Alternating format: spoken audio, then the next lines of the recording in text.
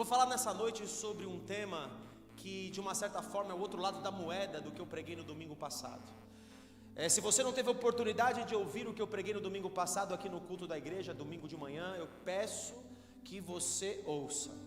Quem ouviu a mensagem de domingo de manhã aqui, faz assim com as mãos. Várias pessoas ouviram e outras não.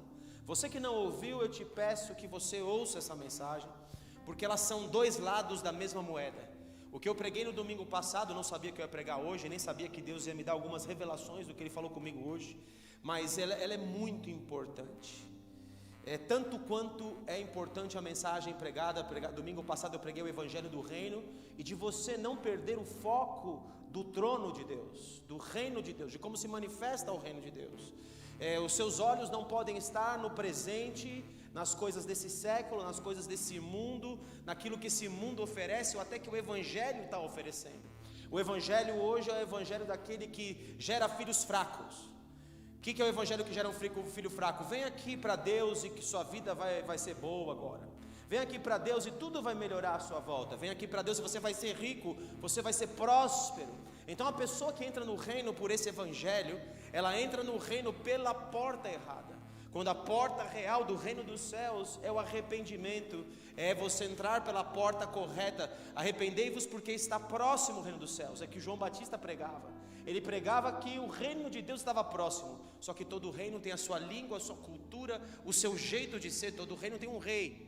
E às vezes nós esperamos que o rei o trono que nós queremos é um trono diferente do trono que é o trono de Deus. E por isso muitos dos discípulos se perdem no caminho, não reconhecem o reinado de Jesus. A maioria dos judeus que era para reconhecê-lo, que tinha evidências bíblicas e grandes para entender que Jesus estava por vir, não conseguem perceber que é Ele, pelo formato de reino que havia nas suas mentes, pelo formato de reino que havia nas suas cabeças. Não é diferente da igreja de hoje. A igreja de hoje é uma igreja, infelizmente, queridos, que está muito mais sujeita a isso. Nós somos muito mais bombardeados hoje por esse evangelho, um evangelho fraco, do que era bombardeado aquele povo. Hoje muito mais. Primeiro porque lá havia um João Batista que pregava: olha, está vindo um rei, e o rei desse reino, para você entrar no reino desse rei, você precisa se arrepender. Você precisa esquecer aquilo que ficou para trás. Hoje as pessoas querem viver o reino do mundo dentro da igreja. Elas querem o mesmo sucesso que elas veem lá fora dentro da igreja. Elas querem ser o Deus delas mesmas. Elas querem ter o trono que elas mesmas constituíram, querem ter o ministério que elas constituíram. Elas não aguentam muito as provações, principalmente a geração de hoje. Já faço o chaveamento para a palavra de hoje. Eu lido muito com a geração de hoje, eu lido com vocês. Um profeta nos Estados Unidos uma vez falou para mim assim: você vai ser o homem que vai ter uma missão específica de ligar a geração antiga dos nossos pais com a geração dos que vêm agora. E eu tenho de fato essa missão, queridos, de ligar vocês a outra geração. Eu tenho a missão de dizer para você o que era bom na outra geração, e tenho a missão também de reconhecer o que é bom nessa geração que nós vivemos, e aprimorar aquilo de bom, levando você para conectar com os pais, com os avós. O problema de hoje é que nós estamos diante de uma geração que foi criada sem paternidade. Estamos diante de uma geração que foi criada sem pais, sem referência de pais, seja pais no físico, seja pais no espiritual. Os pais hoje, pai e mãe, saem para conquistar a vida, achando que estão conquistando essa vida para trazer um benefício para os seus filhos.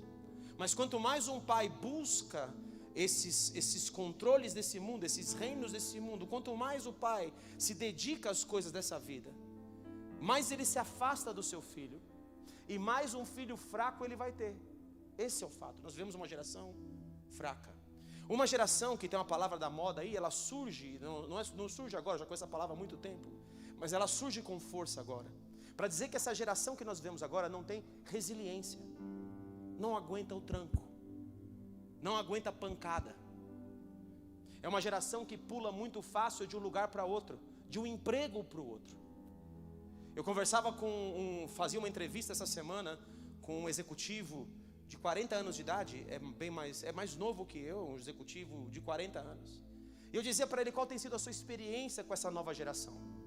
como você tem visto jovens, você tem conseguido gerar esses jovens, você tem conseguido encontrar bons profissionais no meio dos jovens, porque eu tenho tido, de fato, alguma dificuldade. As 2 pessoas jovens que eu contratei para trabalhar em vendas, que eu quis gerar, que eu quis ajudar. Vocês estão entendendo o que acontece? O rapaz que eu estava entrevistando disse, é a mesma coisa para mim. Eu tenho a mesma experiência. Sabe por quê, queridos? Essa geração de hoje é uma geração que cresceu sem paternidade. Esse é o problema dessa geração. E por que não tem paternidade? Porque o filho faz aquilo que vê fazer o pai. Ela não tem identidade. Por isso é a geração onde você vê dos não binários, né? O cara ama uma bicicleta, eu vou fazer o quê? Ele casa com a bicicleta, eu vou fazer o que mais com isso? O casamento dele com a bicicleta, é com a árvore, é com a natureza. Você acha que eu estou brincando? É a realidade, vocês são dessa geração. São da geração que o cara não sabe se ele é L, se ele é B, se ele é G, se ele é T, se ele é Q, se ele é Y, se ele é alguma outra raça não existente, nunca criada. Porque eu me sinto isso hoje, eu quero ser isso hoje. Vocês entendem qual é o problema de identidade dessa geração e por que nós estamos vendo tantas aberrações dessa geração? Todavia, esta é a geração, queridos, que vai receber a grande unção de todos os tempos. É por causa dessa geração que Deus vai derramar de novo uma unção específica para converter o coração dos pais aos filhos e dos filhos aos pais. É diante dessa geração. Só que para você sobreviver diante de tudo isso, queridos, você precisa conhecer muito bem a sua identidade. Você precisa conhecer muito bem, se você não quer desviar dos caminhos de Deus, ou se você quer conhecer a Deus. Antes de tudo, você precisa conhecer aquilo que Deus planejou desde os séculos eternos, quando não havia vida para você. Pastor, você está pregando de predeterminismo? Existe uma diferença entre a palavra predestinação e predeterminismo. O que as pessoas pregam como predestinação é predeterminismo. O que é predeterminismo? Está tudo determinado. Se Deus pegou uma pessoa, Ele escolheu essa pessoa, ela está determinada a ser de Deus. Deus nunca pregou isso. Mas predestinação é um assunto espiritual. Predestinação é com todos nós, é um predestino. Deus estabeleceu um destino que nós vamos escolher se nós vamos andar nesse destino ou não. E esse destino que Deus predeterminou, ele é a sua identidade. Está comigo aqui? É o que ele fala para Jeremias: antes que formasse no ventre da tua mãe, eu te constituí. E eu te separei para que você fosse um profeta para as nações. E um profeta que tem uma identidade, Jeremias, específica em Jeremias capítulo 1. Você vai arrancar e derribar, vai edificar e vai ajudar, vai auxiliar. Você tem uma característica importante. Não diga que você não passa de uma criança, porque você não é. Eu estou te dando uma identidade de adulto, Jeremias. Eu estou constituindo você, Jeremias. O problema é que as pessoas não estão preparadas para viver tudo aquilo que Deus destinou ou predestinou elas para viver. Adão e Eva foram predestinados a viver num paraíso. Está entendendo o que é predestinação? Só que eles escolheram não obedecer a Deus e viver independente de Deus. E a independência de Deus, a independência de um pai, te gera problemas catastróficos na vida. Mas Deus não impediu que eles saíssem da predestinação. Está comigo que é predestinação aqui? Você está entendendo no seu coração que é predestinação? Isso é predestinação. Na predestinação, eu sou chamado. E na predestinação, eu sou selecionado, ou seja, escolhido, eleito por Deus. Quando Deus olha que eu tenho certas características de identidade com Ele, Ele então eu passo de ser alguém que está predestinado a algo, para ser alguém com quem Deus de fato elege para contar comigo na história. Eu não vou pregar sobre predestinação hoje, mas eu tenho que te dar essa visão de predestinação, porque a predestinação é o seu destino predeterminado, escolhido por Deus. Eu estou enfatizando algo aqui, por isso abre em Romanos capítulo 8, eu vou cesar as aqui no tema predestinação, muito rápido e eleição, porque eu preciso entrar na mensagem da identidade, mas predestinação e identidade são duas coisas totalmente congruentes. Em Romanos capítulo 8, no versículo 28, diz assim: eu estou tomado por essa mensagem, filhos. Eu estou tomado pela mensagem do domingo passado e desse sábado. Venha comigo, porque Deus quer gerar algo na sua vida muito poderoso. Esteja comigo, se conecte. Não deixe o espírito de morosidade tomar você. Seja alguém do fogo de Deus. Seja alguém tomado por Deus. Não seja um visitante nas coisas do reino. Seja alguém estabelecido no reino. Não seja alguém despreparado no reino. Seja alguém preparado no reino. Você está comigo? Está me entendendo, meu querido, minha querida? Romanos 8, 28 diz: sabemos que todas as... Eu estou com um negócio aqui atrás de mim. Puxa aqui para mim, filho. Me ajuda aqui, só que tem que cuidar com a água.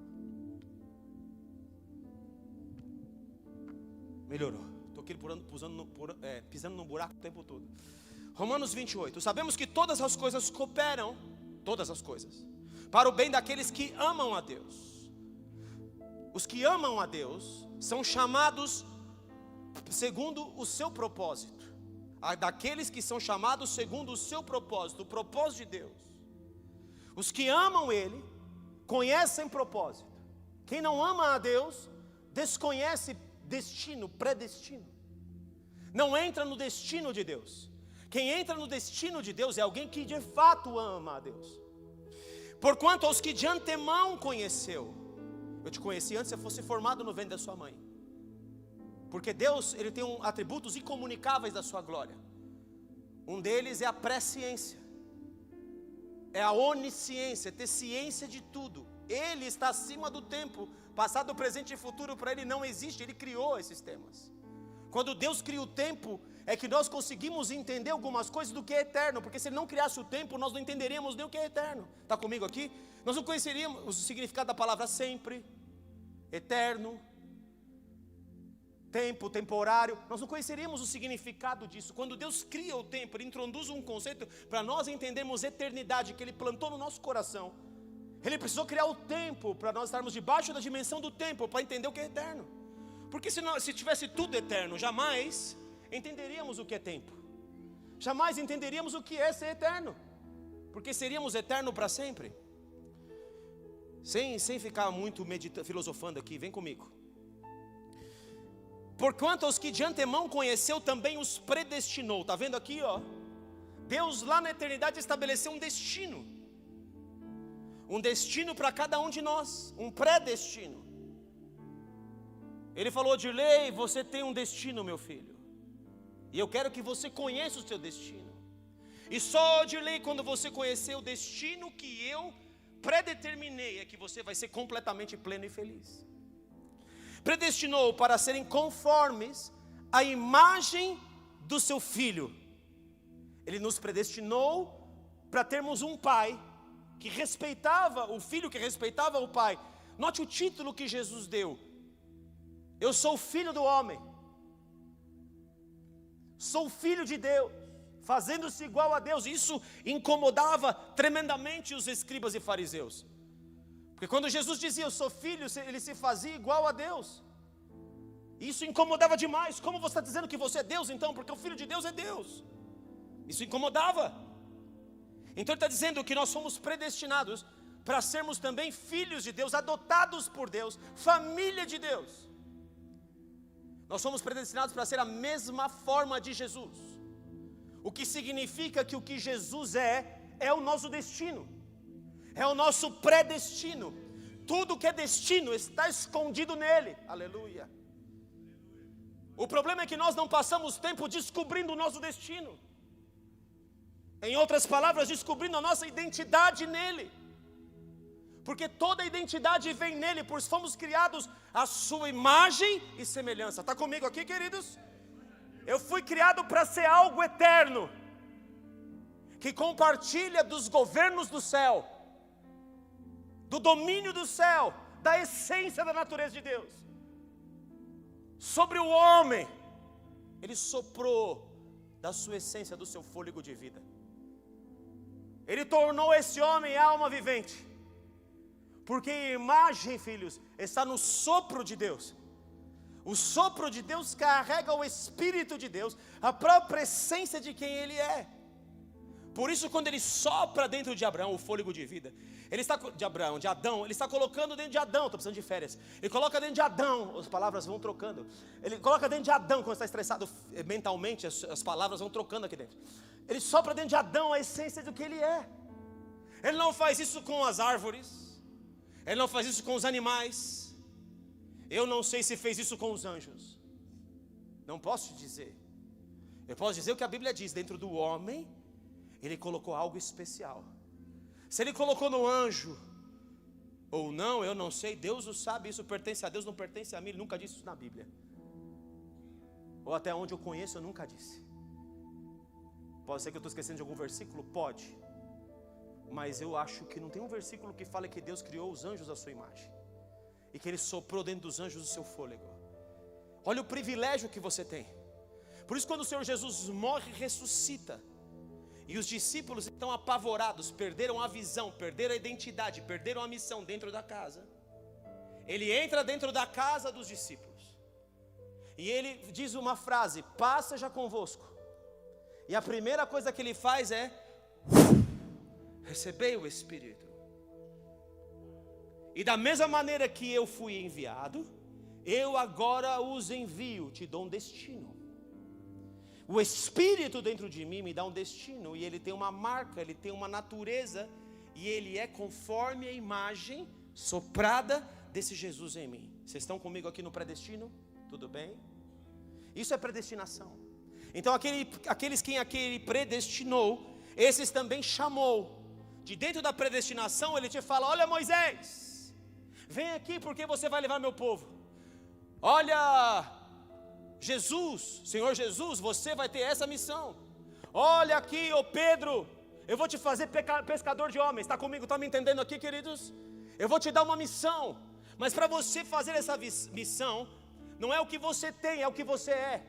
Nós gastamos muito tempo preocupados com o que eu tenho, não com quem eu sou. Você encontra uma pessoa na rua, encontra um amigo do trabalho. Quem aqui já encontrou um amigo do trabalho na rua? E você já perguntou para ele assim: como você está? Quando você chega diante de uma pessoa: e aí, meu jovem, como você está? Tudo bem? Tudo ótimo, assim. Mas é o cara que já me conhece vai dizer assim: sabe, Marcelo, é o seguinte, eu estou muito bem. Eu agora sou diretor da empresa X. Eu comprei uma casa e eu fiz isso, isso e aquilo. Olha, eu conquistei isso no meu trabalho, eu vendi um grande projeto. Eu falei: não, eu perguntei como você está. Eu estou perguntando de você, não do que você tem. A maioria das pessoas estão preocupadas com o que tem, não com quem são. E quando você tem essa confusão de identidade na sua cabeça, isso acontece dentro da igreja da mesma forma.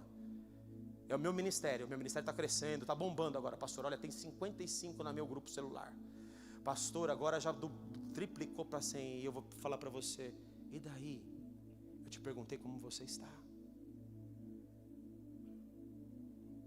Ninguém me responde assim: pastor, ou Marcelo, seja lá o que for. Eu melhorei muito.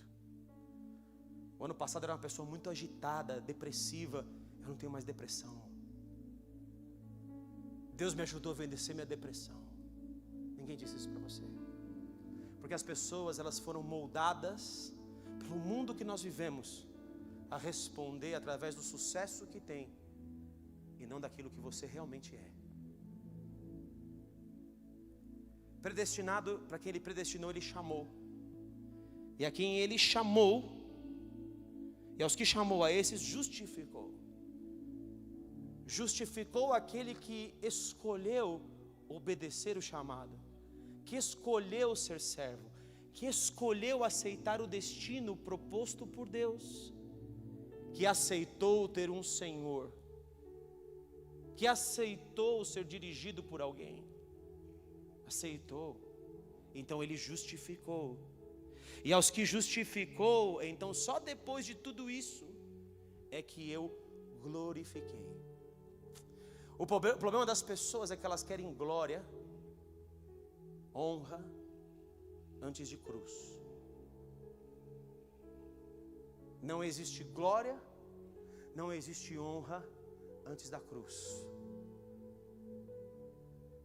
O Senhor Jesus se despiu de toda a glória, se tornou servo, servo de um destino proposto por Deus. A si mesmo se humilhou, se tornou como nós, homem simples, carne e osso, sujeito, a Bíblia diz, as mesmas tentações, os mesmos desejos que eu e você. Se tornou homem e se humilhou até a morte, e morte de cruz.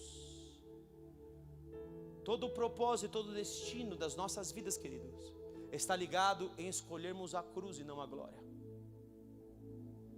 Mas por isso, porque ele escolheu o caminho certo, proposto por Deus, o destino proposto por Deus, Deus o exaltou, aleluia, e o glorificou e lhe deu um nome que é sobre todo nome. Você está comigo aqui?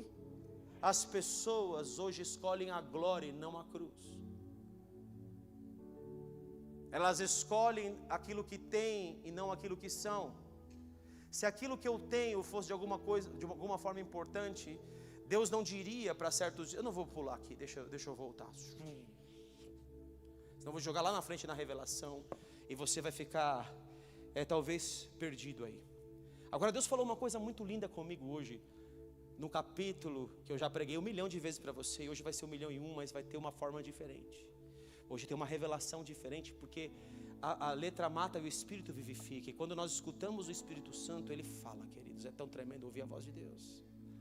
Isso que eu vou pregar para você vai libertar você, vai te dar destino. Mas antes de entrar nisso, eu quero entrar como é que eu entro no destino. Eu sou predestinado para ser conforme a imagem.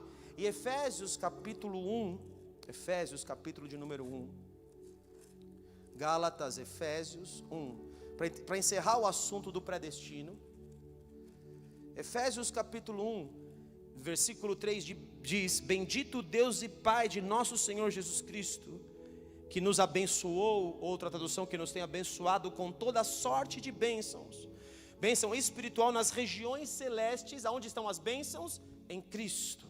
Assim como nos escolheu, aonde? Nele, tudo é nele, ó. Eu sou escolhido nele, quando eu formo a imagem dele, eu sou escolhido nele, antes da fundação do mundo, eu fui escolhido nele, antes da fundação do mundo. Eu só posso entrar naquilo que foi destinado para mim, ou predestinação, nele. Está claro para você?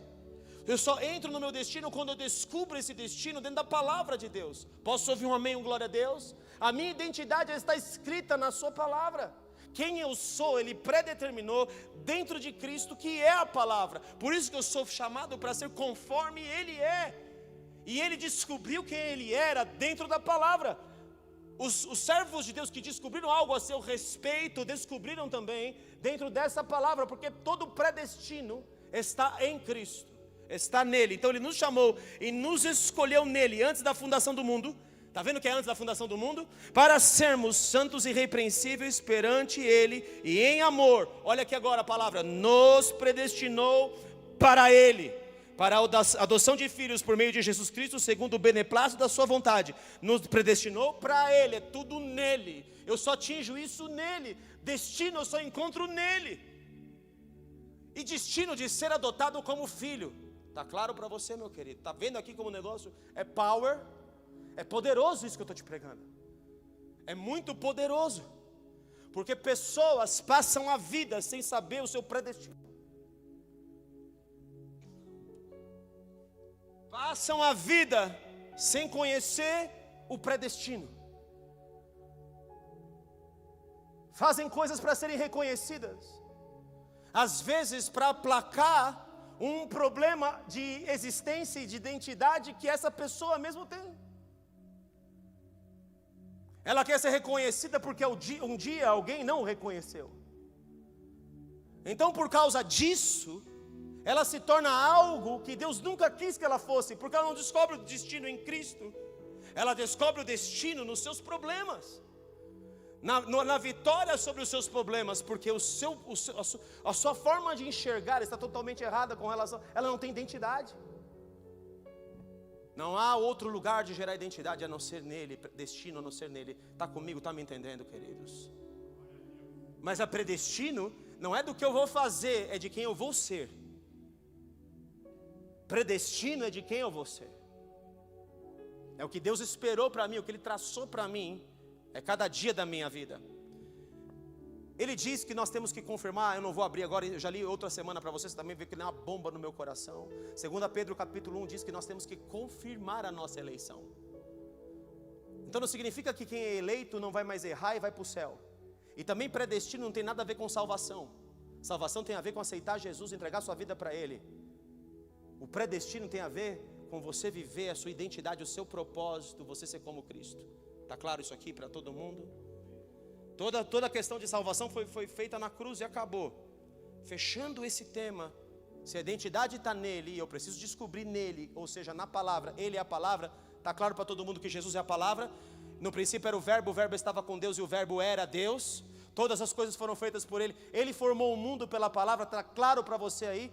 Tudo que veio existir pela palavra dele. Ele formou o homem pela palavra. Ele formou a essência dentro do homem da palavra. Tudo vem da palavra. Todas as coisas foram feitas por Ele. Sem Ele nada do que foi feito se fez. Como diz em João capítulo 1 versículo 2. Está me entendendo o que é isso? A palavra destinou você. A palavra te deu uma identidade. A palavra te formou para ser algo na vida. João Batista vai descobrir isso.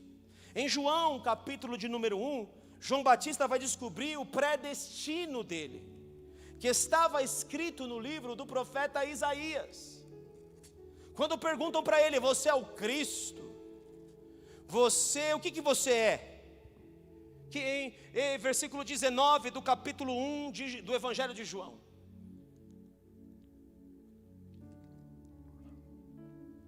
Este foi o testemunho de João, quando os judeus lhe enviaram de Jerusalém sacerdotes e levitas, para lhe perguntarem: quem és tu? Está vendo que tudo que passa no reino, queridos, tem a ver com quem você é e não com o que você tem?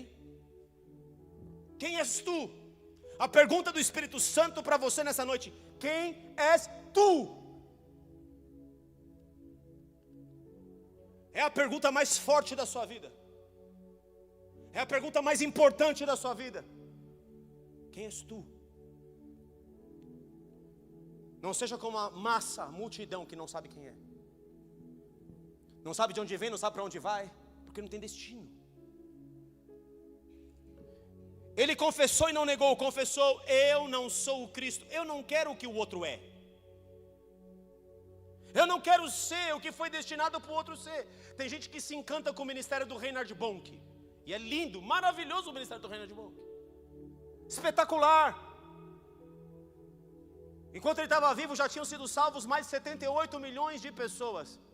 Mas esse era o predestino do Reinhard Bonk, que parecia com Cristo, porque antes de ser um evangelista de multidões, ele queimava por Deus, ele amava Deus, ele amava Jesus. Está entendendo? Não adianta você achar lindo esse ministério, se ele nunca foi dado a você.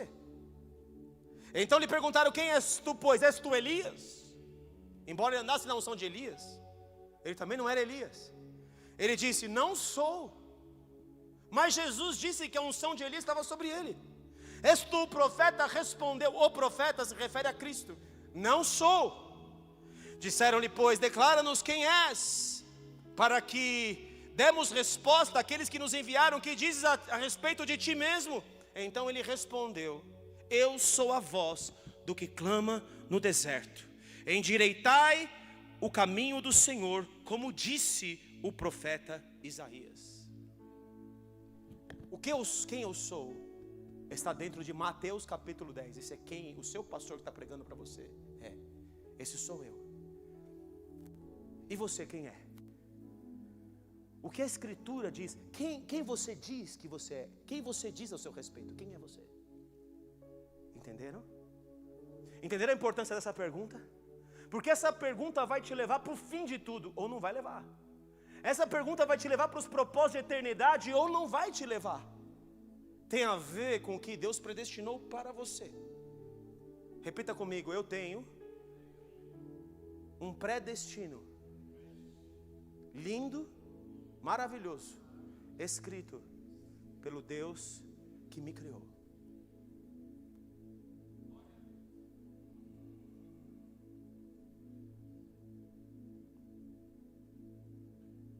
quero dar isso para vocês, filhos.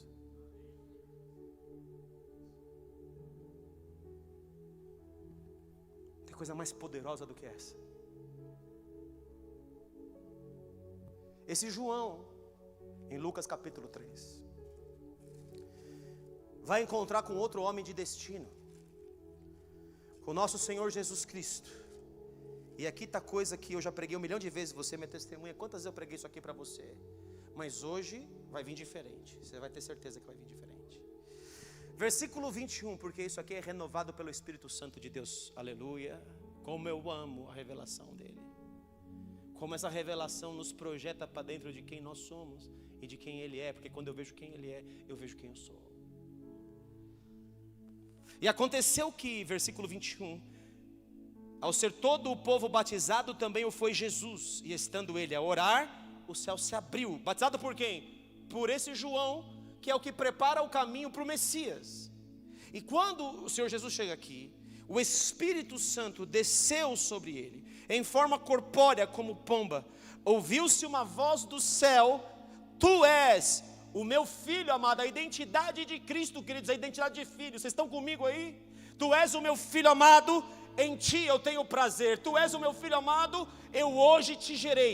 Eu gerei algo, ele esperou por algo, ele formou algo. Ele não se precipitou, ele não precisou de 35 anos para fazer o ministério. Ele fez seu ministério em 3 anos, porque ele estava preparado para aquele instante. Ele estava formado, ele gerou uma identidade até aquele momento. Ele sabia que ele não era mais o filho de José, o carpinteiro. Não é este aí o filho do carpinteiro. As pessoas estão sempre querendo confundir a tua identidade. Não é este o filho do carpinteiro, mas ele era filho do Deus Todo-Poderoso. Ele era o filho que estava ouvindo do céu: este é meu filho amado, eu gerei algo dentro de você, eu formei algo, eu te dei uma identidade poderosa, meu filho. Eu tenho o prazer de ser seu pai, ele tem o prazer de ser meu filho. Há uma identidade em você. Você está carregado de identidade. Tem algo que eu formei em você. Queridos, talvez o meu ministério, o que eu fui chamado para fazer, eu execute ele. Você acha que eu já estou executando?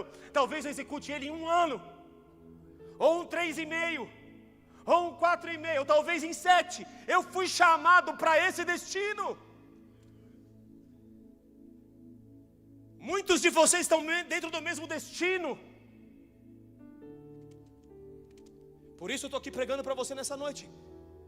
O Espírito Santo veio sobre ele, para testificar da voz que veio do céu, dizendo: este é meu filho. Deus quer gerar filhos aqui. Ele não quer ninguém sem paternidade.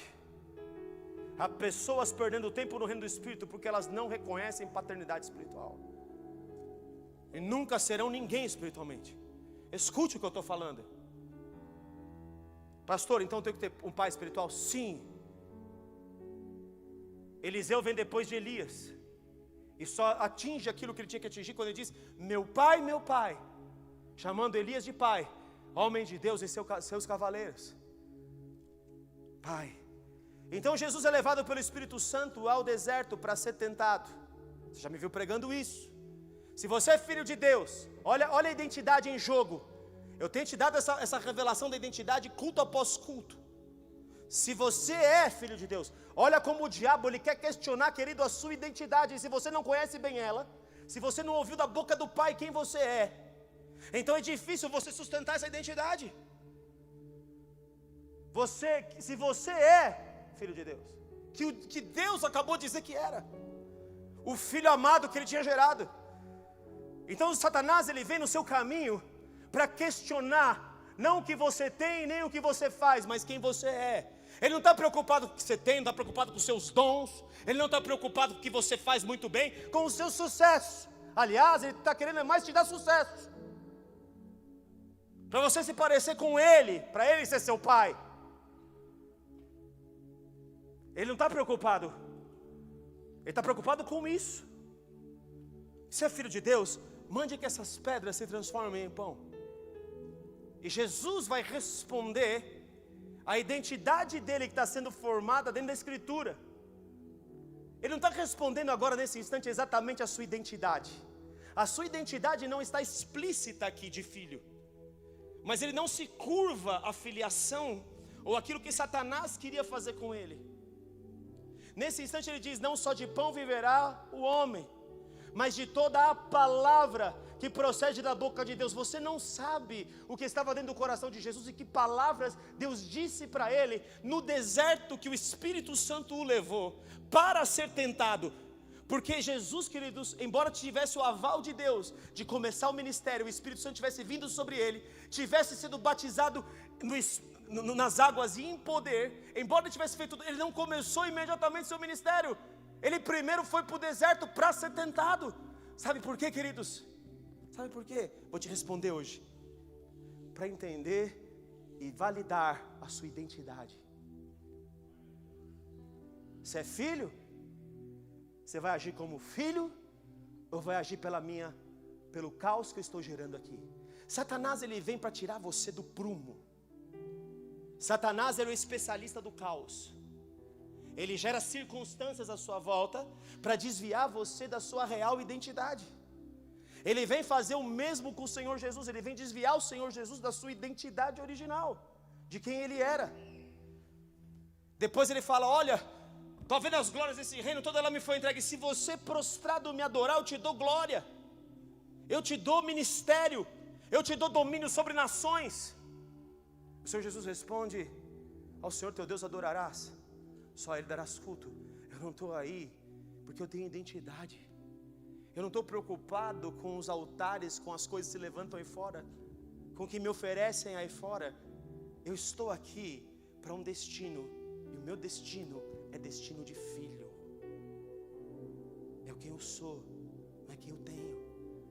É o que eu sou, não o poder que eu posso exercer, usando o poder de Deus para me justificar, para me projetar. Não, eu não sou o poder, eu tenho poder. Eu sou o filho que exerce poder. Oh, glória a Deus, aleluia. É muito forte isso, filhos. Você pode perceber, eu vou dar 2 exemplos aqui. O rei Saul e Davi. O rei Saul, ele é levantado quando o povo de Israel pede um rei. O povo de Israel está debaixo de uma aflição, porque veio um tal de Naasson, se eu não me engano o nome dele é Naasson, que está lá em 1 Samuel, capítulo de número 9. E ele fala: olha, não tem aliança com vocês. Vê aí para mim se é Naasson o nome dele, o começo do capítulo 9 ali. E vem esse Naasson e fala assim: vocês querem fazer um pacto comigo, querem uma aliança de paz comigo, mas eu vou arrancar o seu olho direito.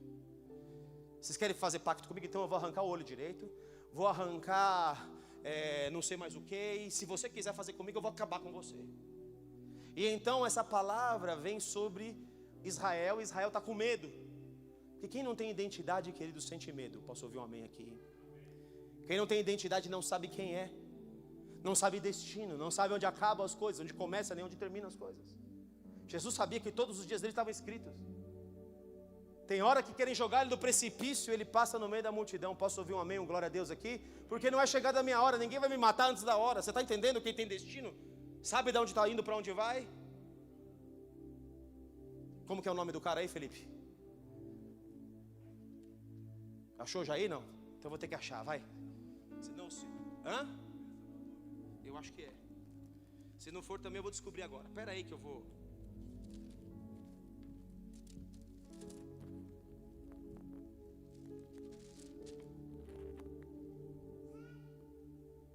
Não é esse não.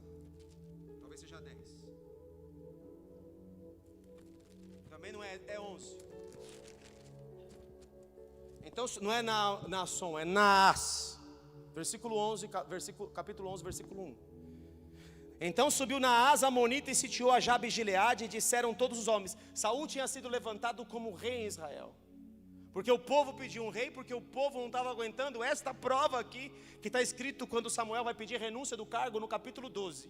O povo não estava aguentando não ter rei, porque estava difícil, estava lá pressionado pelas circunstâncias, como Satanás estava pressionando o Senhor Jesus. E aí vem esse homem chamado Naas, e disseram todos os homens a Jabes de Naas: faz aliança conosco e te serviremos. O cara está com tanto medo, está fazendo aliança com o diabo. Porém na asa amonita lhes respondeu: farei aliança convosco sob a condição de vos serem vazados os olhos direitos, trazendo assim eu vergonha sobre todo Israel. Quer fazer aliança com o diabo? Quer ter pai, quer ter paternidade do diabo? É isso que ele vai fazer com você, ele vai destruir você. Só que nessa hora, querido, se levanta um rei, que já tinha sido separado para ser rei, que era Saul. Saul corta um animal e lança os pedaços desse animal por todo Israel, e falou: quem é de Deus, vem comigo aqui, ó. Nós vamos tirar a afronta de sobre Jabes de Gileade, nós vamos lá socorrer. Muitos homens se levantam e vão pelo propósito de Saul, e Saul bota esses caras amonitas para correr. Você pode dar aleluia, glória a Deus. Significa que ele foi um baita rei. Isso que significa. Só que o profeta Samuel, no meio do caminho, disse para ele assim: olha, você vai encontrar alguns profetas, e você vai estar no meio desses profetas, vai profetizar no meio deles. Me espere 7 dias lá em Miquimás. Me espere lá, porque eu vou lá oferecer o sacrifício para você ser abençoado por Deus e guerrear. Só que quando o profeta acaba de dizer isso, Saul vira as costas. No momento seguinte, ele já está no meio dos profetas. Ele entra no meio dos profetas, está andando na unção dos profetas. Note aqui que eu vou te dizer um perigo. O óleo tem que ser gerado por você. Saul entrou dentro do manto dos profetas, e dentro do manto dos profetas ele profetizou, a ponto do povo dizer: está também Saul entre os profetas? Há uma unção que passou por ele, que ele não trabalhou. Há uma unção que não foi gerada por ele mesmo. Há uma unção que simplesmente ele andou nela. Ele queimou aquele azeite que tinha sido gerado. Ele pegou a lamparina dele, a lâmpada de profeta, entrou lá no meio, tinha azeite, ele colheu um pouquinho de azeite, queimou a lâmpada e profetizou como os outros. Estou falando já da outra revelação, lá do fim de Mateus 25, das virgens. Ele entrou no meio dos que tinham unção, e no meio daquela unção, ele ministrou. Ele entrou no meio da unção sacerdotal, vou chamar agora de unção sacerdotal, de outros que foram sacerdotes e profetas, que geraram o seu azeite, que tinham identidade de profeta, e simplesmente ele profetizou no meio dos profetas. Mas agora no capítulo 13, a prova era que ele tinha que ficar lá 7 dias. Aliás, ele foi usado como um sacerdote no meio dos profetas, mas ele nunca gerou aquela identidade. Deus faz um chamado para ele ali, mas ele não entende aquele chamado, ele não entende que ele tinha que ser sacerdote. E então Saul vai ficando com o povo ali, e o povo se desespera, porque os filisteus, que era um exército muito poderoso, que tinham carros, começam a se juntar ao redor, e o povo com medo. Um povo sem identidade é um povo com medo. Repita comigo: um povo sem identidade é um povo com medo, é medroso. E então o que acontece? Saul vai lá, e as pessoas começam a vazar de medo, vão embora. E ele olha aquele povo vazando, ele fica desesperado, porque o diabo colocou uma circunstância para validar a identidade de rei. O que faz um rei no momento de prova? Faz o que ele fez antes. Ele chama o coração do povo. Ele fala: estão nos ameaçando, e ele chama o povo para pelejar. Mas Saul se acovardou, sentiu medo como o povo, viu a circunstância e foi lá sem ser sacerdote. Sai da sua identidade de rei e vai para uma identidade que ele não tinha, sacerdotal. Queima o sacrifício. Na hora que ele queima o sacrifício, chega Samuel. Ainda bem que não foi Salomão que chegou aqui, estava quase Salomão. Chega Samuel. Se eu errar o nome, você me corrija. Ele chega Samuel e fala: o que você fez?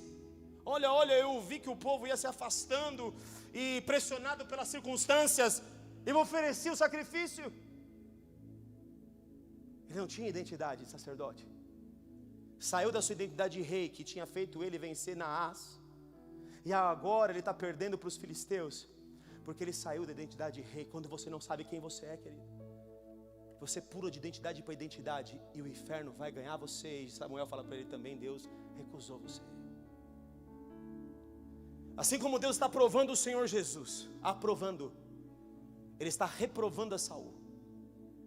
Davi estava atrás da malhada, Davi vai ser ungido, vai ter um óleo na cabeça dele, mas Davi não saia para uma guerra sem antes ser o sacerdote que ele já era lá no campo. Antes dele ser rei, Davi era sacerdote. E Davi, como sacerdote, cuidava das ovelhas, guerreava contra os inimigos das ovelhas, matava o leão, matava o urso, preparado para algo que estava para se revelar. Deus fala: não escolhi nenhum desses filhos bonitões, Eu escolhi aquele ali, ó, que está lá atrás da malhada, que ninguém está vendo, mas ele tem algo. Ele é um sacerdote. Davi se torna sacerdote, usa até a estola sacerdotal que não era permitido a um rei. Está entendendo aqui comigo? Mas por que Davi pode usar a estola sacerdotal e Deus não pune ele como puniu a Saul? Porque Davi de fato tinha formado uma identidade de sacerdote. Posso ouvir um amém, um glória a Deus? Davi, embora fosse da antiga aliança, ele era de Judá, ele não era sacerdote, sacerdotes eram da tribo de Levi. Davi se levanta como um estereótipo da ordem de Melquisedeque, que era sacerdote e rei. Está comigo? Está me entendendo aqui? Estou falando muita revelação junta, você tem que segurar aí comigo. Tem que conhecer um pouquinho de Bíblia. Porque você tem que entender que Davi era de Judá, e Judá não tinha sacerdote. Sacerdote era de Levi. É isso que eu estou explicando. Davi, mesmo sendo de Judá, ele entra no templo sacerdote, come o pão da proposição. Ele pega a estola sacerdotal quando as mulheres são roubadas em Ziclag, e ele usa e fala: perseguirei o inimigo ou não? E Deus fala: pode perseguir, que eu dei na sua mão. Deus respeitava o sacerdócio de Davi. Davi era rei pra caramba. Ele ia pra guerra, ele era feroz. E quem é esse gigante incircunciso? Eu vou arrebentar com você, porque eu estou indo contra você em nome do Senhor. Eu tenho identidade. Eu fui gerado na identidade do céu. Davi exerce isso. Até o momento que Davi esquece sua identidade de rei e de sacerdote. Na época que os reis vão para a guerra, em 2 Samuel capítulo 11. Davi escolheu sair do destino. Está comigo aqui? Escolha. Está pressionado. Escolhe errado. E quando ele escolhe errado, sai da sua posição, da sua identidade, ele cai com Batseba. Gera um problema seríssimo para o reino. Perde o reino, perde o destino, perde a coroa, por causa de um detalhe na sua trajetória. Porque quem mais é dado, mais é exigido. Ele cai do destino que Deus deu. A coroa cai da sua cabeça, querido. Entenda isso que eu estou te ensinando hoje. Por que, queridos? A identidade ela é gerada no lugar do azeite, no lugar do sacerdócio. Não é gerada no lugar da identidade de rei. Antes de você ser rei no reino dos céus, seja um sacerdote aqui. Continuando, o Senhor Jesus está ali sendo tentado pelo diabo. Ele é tentado em todas as coisas, ele vence os anjos de Deus aqui. Voltando lá no Lucas 4. Agora estou indo para o final da mensagem, vem comigo.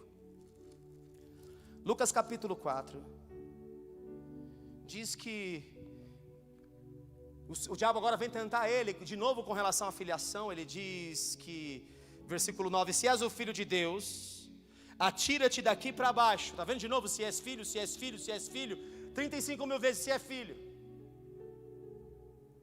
Se és filho de Deus, atira-te daqui para baixo. Porque agora eu vou usar a palavra que gerou identidade em você, eu vou usar ela contra você. Aos seus anjos ordenará a teu respeito, está escrito isso, para que te guardem, e eles sustentarão nas suas mãos para não tropeçares em alguma pedra. Respondeu Jesus: dito está, não tentarás o Senhor teu Deus. Ponto final, acabou com a história. Foi validado como filho. Validado como filho aqui. Não na hora que Deus disse: este é meu filho amado, eu te gerei. Mas agora, então os anjos de Deus vêm e o servem. Está no outro texto de Mateus 4. Mas aqui está dizendo que o diabo se afasta até outro momento, porque o diabo vai tentar até o final da vida de Cristo tirar ele do propósito, até o final. Quer ver o final? Antes de eu falar a revelação que ainda não falei. Ao final, no livro de Mateus,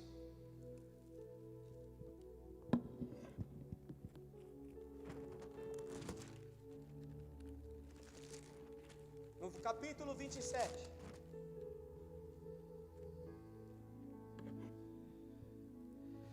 versículo 40.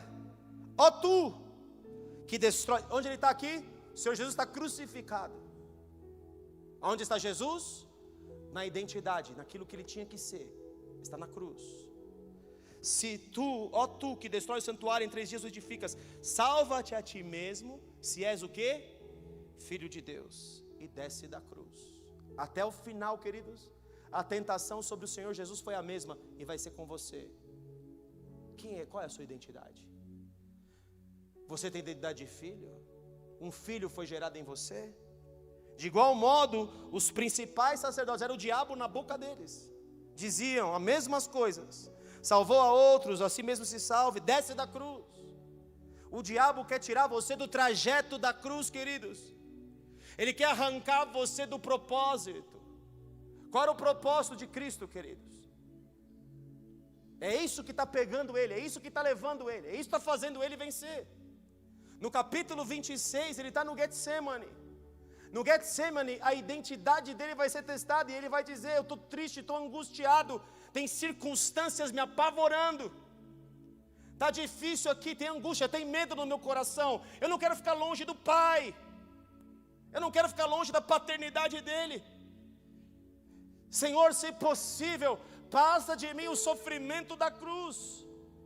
Contudo, eu estou debaixo, tomei a decisão de fazer o que o Senhor quer que eu faça, não seja a minha, mas seja a tua vontade, a minha identidade eu não abro mão. Então que identidade é essa? Apocalipse 13:8, abre aí, filho. Essa identidade de Cristo, é a identidade de Messias, é a identidade de ungido, é a identidade do Cristo. Eu nasci para ser o Cristo, o ungido. E nesse lugar do Getsemane ele está enchendo de unção. Ele está enchendo de unção para o momento difícil que viria. Os crentes hoje não estão preparados para o momento que vem, porque estão sem identidade. Apocalipse 13:8, qual que era a identidade dele? E adoraram a todos os que habitavam sobre a terra. Adoraram a besta os que habitavam sobre a terra, os que não tinham identidade. E cujos nomes não estão escritos no livro da vida. E cujos não têm identidade no céu. O importante é ter identidade no céu. Quando você tem um nome no céu, não vos alegreis porque os demônios, porque tem poder sobre você, e os demônios se submetem. Alegrai-vos porque o vosso nome está rolado no céu. Você pode dar um aleluia, glória a Deus? Alegrai-vos porque é uma identidade em você, porque vocês agora são filhos de Deus. É esse o motivo da sua alegria, e não o poder pelo qual eu te uso. Continua. O livro da vida do Cordeiro, que foi morto desde a fundação do mundo. Ele é o Cordeiro chamado, predestinado para morrer antes que houvesse mundo. Você pode dar um aleluia, glória a Deus? Isso é chamado, isso é predestino. Antes da fundação do mundo, Deus falou: olha, e se o homem pecar? A quem há de ir por nós? A quem enviarei? A resposta de Isaías é a resposta do Senhor Jesus: eis-me aqui, envia-me a mim. Eu sou teu filho, eu tenho a essência de quem tu és. Pode contar comigo. Eu sei quem eu sou. Eu sou o que sou. Quando ele fala sou eu para os soldados caem por terra, porque a identidade dele é igual à identidade de Deus. Vocês estão comigo aqui, filhos? Estão entendendo o poder de você conhecer o seu destino? Agora eu vou, depois de ter falado isso, vamos voltar no Lucas 4. Lucas capítulo 4, volta lá. Agora nós vamos revelar a identidade. Primeira identidade dele é de cordeiro, que foi morto desde a fundação do mundo, é o predestino. Para quem pudesse cumprir isso, ele tinha que ser uma outra coisa. Ele tinha que ser Messias. E há um trocadilho aqui nessa palavra que eu quero que você absorva. Se a gente absorve da forma errada, é porque nós vemos errado a identidade. O Senhor Jesus vai revelar a identidade dele aqui. E quando eu estou preparado para entender a identidade dele, então essa identidade que eu vejo nele transforma a minha própria identidade. Posso ouvir um amém? Como todo destino está ligado nele, quando eu vejo ele pelo véu rasgado, pela revelação, pela rocha, pelo pão dentro da casa dos discípulos, quando eu vejo ele através do corte do revelado, então eu vejo quem eu sou. Vós com o rosto desvendado, sem o véu, sem carnalidade, contemplando como por espelho a glória do Senhor, somos transformados à sua imagem, de glória em glória. Posso ouvir um outro amém aqui? Está me entendendo como transforma você? É quando você vê a sua identidade através da rocha fendida, através da glória de Deus que transforma você. Eu sou semelhante àquele a quem eu adoro. Se eu adoro um sistema, um tipo de identidade lá fora, é essa identidade que eu vou perseguir. É essa identidade que eu vou perseguir. Aí no capítulo, depois de passar por tudo isso, então no versículo 14, então Jesus no poder do Espírito regressou para Galileia, validado na sua identidade, E agora vem o versículo 18. Então, ele está na sinagoga. Versículo 17. Lhe deram o livro do profeta Isaías. E abrindo o livro, achou o lugar onde estava escrito: o Espírito do Senhor está sobre mim, pelo que me ungiu, me deu azeite, me deu destino, me deu predeterminação para evangelizar os pobres. Enviou-me para proclamar libertação aos cativos, restauração da vista aos cegos, para pôr em liberdade os oprimidos e apregoar o ano aceitável do Senhor. Eu sou o que está em Isaías. Eu sou o Messias, ele está dizendo, porque essa mensagem de Isaías 61 é a mensagem do Messias. Esses homens ficam loucos quando ele diz: eu sou o Messias. Mas nós olhamos isso pelo poder, nós olhamos isso pela dimensão do que Jesus fez. O Espírito do Senhor está sobre mim, me ungiu para evangelizar, para pregar, para pôr em liberdade os oprimidos, expulsar demônio, para curar os quebrantados, fazer cura, todas as curas que ele fez, apregoar o ano aceitável do Senhor. Tudo isso está sobre mim. Só que não é isso que eu sou. Agora eu vou chamar a sua atenção, presta atenção. No capítulo 4 ele é tentado pelo diabo para sair da identidade dele. E todas as ofertas que o diabo faz para tirá-lo da identidade era algo que ele ia fazer em seu próprio benefício, no seu egoísmo que ele usaria para ele. Se você é filho de Deus, come. Se você é filho de Deus, toma o reino. Se você é tudo benefício próprio. Mas o Senhor Jesus está respondendo de outra forma. Está dizendo assim: a minha identidade é outra. A minha identidade é para libertar o próximo, o cativo. O meu poder é para curar o enfermo. Eu recebi isso para abrir os olhos dos cegos. Eu recebi isso por causa do próximo. A minha identidade é a identidade do Pai. Deus é amor e eu sou amor. Estão entendendo agora? Sutil, sutil, muito sutil a linguagem do Espírito. Eu sou amor. A minha identidade, 1 João capítulo 4 versículo 8, Deus é amor. Nisto conhecereis que sois meus discípulos, se vos amardes uns aos outros, não de qualquer forma, como eu vos amei.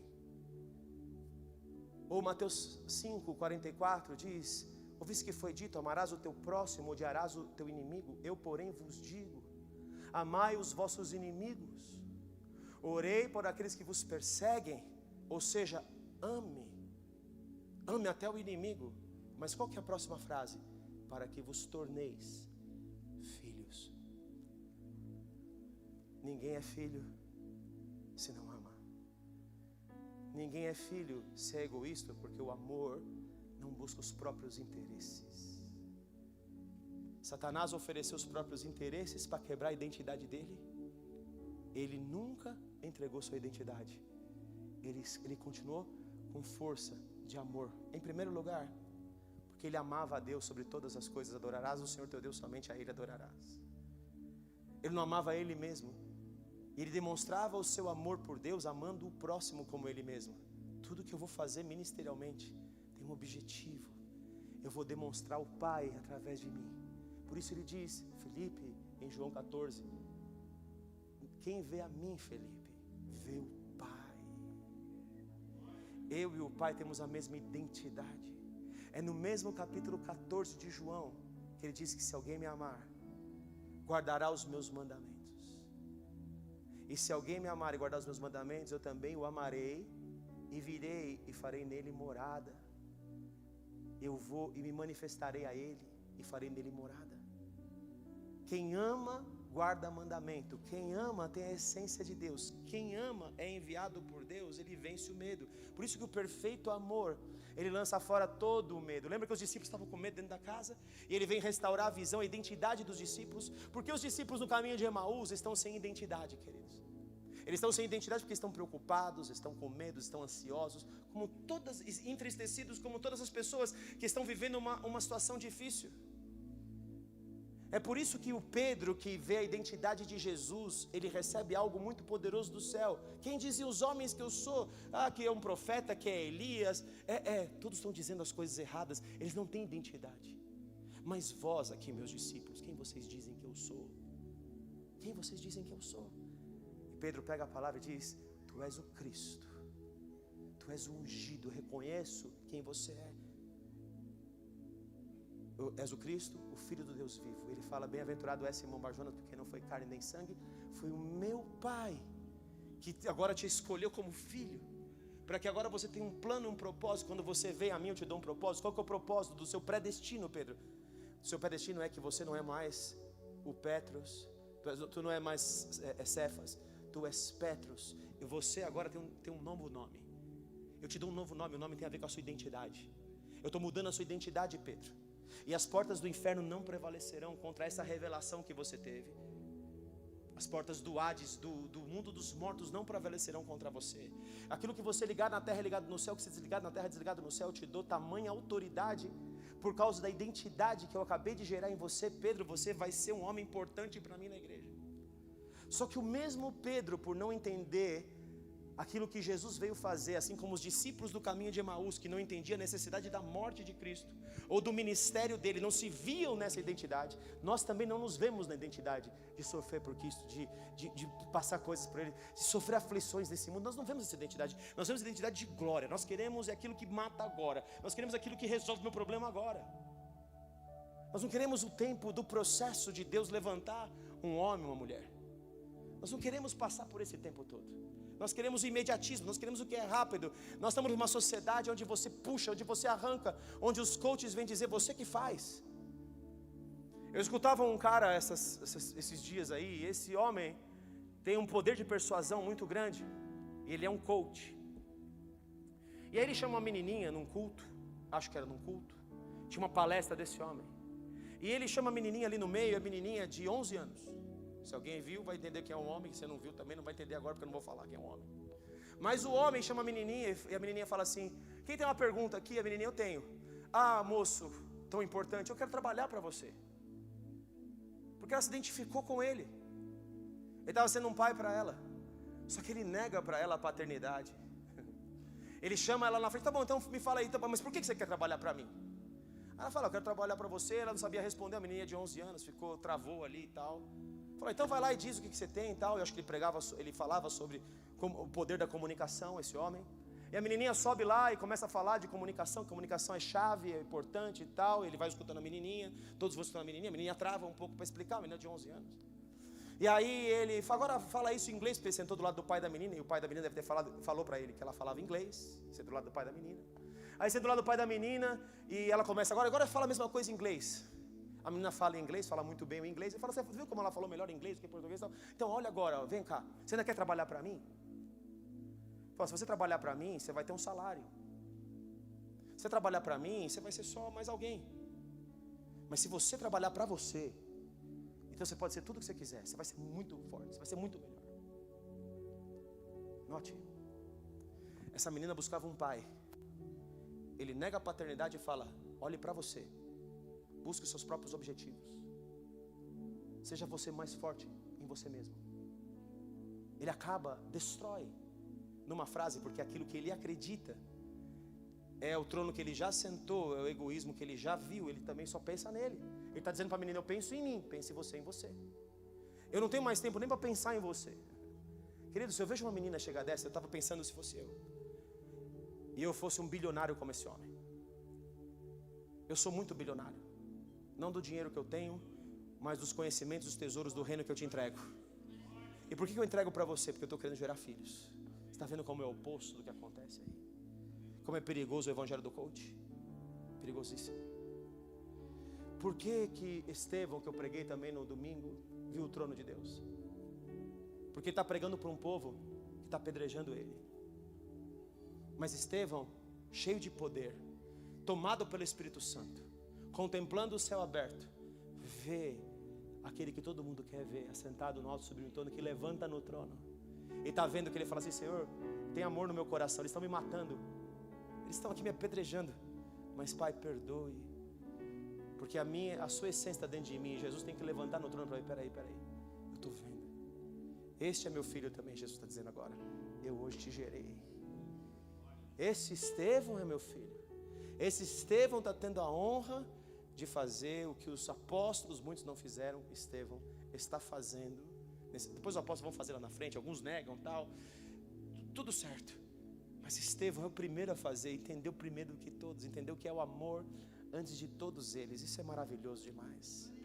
Isso é glorioso demais, queridos.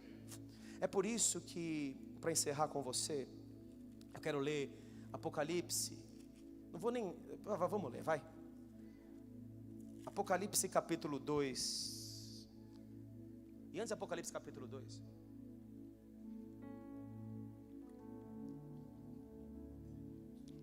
Vamos ler o 2, depois me lembra aqui, Renatão, que eu preciso ir em Mateus 24. Tá bom? Eu vou encerrar nesses versículos aqui, estou acabando a ministração.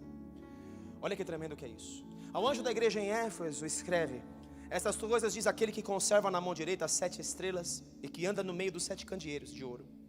Conheço. O candeeiro é aquilo que tinha azeite para queimar uma luz. A luz que apontava esse candeeiro é a igreja. Não posso entrar nesses detalhes agora, mas esse candeeiro é a igreja. Conheço as tuas obras, é uma igreja poderosa. Tanto o teu labor, trabalha muito, como a tua perseverança, é uma igreja perseverante. E que não pode suportar homens maus, é uma igreja de santidade. E que puseste à prova os que a si mesmo se declaram apóstolos e não são, é uma igreja de doutrina. Conhece o que é apóstolo de verdade e o que é apóstolo de mentira. Os achaste mentirosos, apontaste o erro. Tens perseverança e suportastes provas por causa do meu nome. É uma igreja da pegada, firme e forte. Suportou provas por causa do meu nome. E não te deixaste esmorecer. Tenho porém contra ti que abandonaste o teu primeiro amor. Essa igreja deixou tudo. Deixou o primeiro amor. Deixou a essência. Deixou o que Deus queria. Em todas as épocas existe essa igreja. E em toda a igreja existe aqueles que abandonam o primeiro amor por Jesus. Não amam mais. Não buscam mais. Não tem interesse mais nas coisas do reino, tem interesse nas suas coisas próprias. Gasta mais tempo com coisas do que com Ele. Esse é o problema da igreja de hoje. É uma igreja vazia, fraca. Ele está falando, você tem doutrina, você tem um monte de coisa, você é poderosa, você tem poder, você faz coisas maravilhosas. Mas ele fala assim, ó, você deixou o primeiro amor, lembra-te de onde caíste. É uma igreja caída sem amor. E arrepende-te e volta à prática das primeiras obras, ou seja, volta para mim. E se não venho diante de ti, moverei o teu candeeiro, caso não te arrependas. Eu vou remover a sua glória, eu vou remover o teu candeeiro, não vai ter mais luz em você. Nós vamos vendo que as outras igrejas, aí vem a igreja de Esmirna, que morriam por Cristo por amor, eram os que estavam sendo jogados aos leões. Aí vem a igreja de Pérgamo, que já começa, porque abandona o primeiro amor, a servir a Satanás. Lá onde está o trono de Satanás, ela serve os seus próprios desejos, anda na doutrina de Balaão, que é enriquecer a própria custa, usar o reino de Deus para si próprio, Balaão. Depois vem Tiatira, que é a igreja que tem os falsos profetas, que tem o falso Cristo, tem a falsa visão de Cristo, a falsa profecia. Essa é Tiatira. Ele fala que vai prostrar essa igreja de cama. Ele vai acabar com essas pessoas, porque ela teria autoridade sobre o reino do bastão de Deus na mão, mas não tem. Depois que a igreja já foi dominada por falsos espíritos, já foi dominada por falsas doutrinas, e já perdeu o primeiro amor, agora vem o próximo passo. Ela é Sardes. Ela é uma igreja morta, ela é uma igreja sem vida, tem aparência de que vive, tem aparência de cristão, mas não vive. É uma igreja morta, é alguém que não tem, já não carrega o espírito, já não carrega amor, né? Mas mesmo ali tem as pessoas que não contaminaram as suas vestes. Mesmo numa igreja morta tem os que estão vivos. Aí vem a igreja de Filadélfia, que é a igreja que é fraca. É uma igreja fraca, mas ela é forte. Ela tem a chave de Davi na mão, que abre ninguém fecha, fecha ninguém abre. Tem uma autoridade no reino. Ela tem o nome do Cordeiro e da Santa Cidade na testa. Ela é uma separada, ela é uma selada pelo Espírito Santo. E por último vem a era de Laodiceia, a igreja que nós vivemos hoje, que é nessa era, e todas as eras tem todas as igrejas. Tem gente que abandonou o primeiro amor, tem gente que está seguindo Balaão, está com interesse financeiro, tem gente que está seguindo a Jezabel, que tem a falsa profecia, que é da manipulação, que é do encantamento. Tem gente que está morto, estando vivo dentro da igreja. Tem tudo isso em todas as épocas, tem todas as igrejas. Tem aqueles que estão selados por Jesus na sua testa, tem todos esses. Mas chegará de Laodiceia. Laodiceia fala, você diz estar rica e abastada, e não vê que é pobre, miserável, cega e nu. É uma igreja que está lidando com as coisas para si mesma, está lidando com as riquezas, que é as riquezas para ela. Ele fala, então compra de mim o azeite, seja purificada no fogo. Pega o colírio para os seus olhos, para que você veja, porque você não vê. E Jesus nessa igreja, ele está do lado de fora dessa igreja, batendo na porta, pedindo para entrar. Ele não pode entrar. Se você já vive por você, Jesus está batendo na porta, ele já não pode entrar. Você está entendendo, queridos? Por isso que ele fala, arrependa-te, arrependa-te. Para todas as igrejas que estão fora do caminho, ele fala, arrependa-te. Em Mateus 24, não precisa, agora vou falar de lá e vou terminar ali. Em Mateus 24 e 25, vamos abrir rapidamente aqui, ó. E estou encerrando nesses versículos, com 1h10. Mateus 24, espero eu que seja 1h10 mesmo. Se eu comecei a pregar 7, é 1h10. Mateus 24 diz, no versículo, uma coisa que a igreja não está preparada quando Deus está falando da tribulação. Ele diz no versículo 9, então sereis atribulados e vos matarão, sereis odiados de todas as nações por causa do meu nome. Nesse tempo muitos vão se escandalizar, trair e odiar uns aos outros. Levantar-se-ão muitos falsos profetas. E vemos a época dos falsos profetas, desses que apostatam da fé e levam pessoas a apostatar da fé. E por se multiplicar a iniquidade, está vendo como aquela palavra de Éfeso é para agora também? O amor de quase todos vai esfriar. O amor esfriando está ligado às circunstâncias difíceis que nós vivemos. Por isso que manter o amor, a identidade do amor é o mais importante para os últimos dias. Está entendendo? Está comigo aqui? Aí ele fala no 22, não tivessem aqueles dias sido abreviados, ninguém seria salvo, mas por causa dos escolhidos, tais dias foram abreviados. Quem é escolhido? Eu e você. Aquele que está vivendo um destino, por causa desses os dias difíceis serão abreviados. Então se alguém vos disser, eis aqui o Cristo, ou ele ali, não acrediteis. Muitos Cristos surgirão, muitas unções surgirão. Cuidado com as unções que não forem a unção que preza pela identidade do amor. Está comigo aí? Está me entendendo, filho? Não pode perder o amor, senão não vai perceber as falsas unções. Enganarão a muitos. E até os escolhidos, muitos escolhidos podem se enganar, porque surgirão falsos cristos e falsos profetas, operando grandes sinais. E por isso, está vendo? Vai operar poder, mas não tem a essência. Se possível, enganar os próprios eleitos. Eleito é aquele que está no seu predestino de amor. Está se conforme a imagem de Cristo. No versículo 42, portanto vigiai, porque não sabeis em que dia vem o nosso Senhor.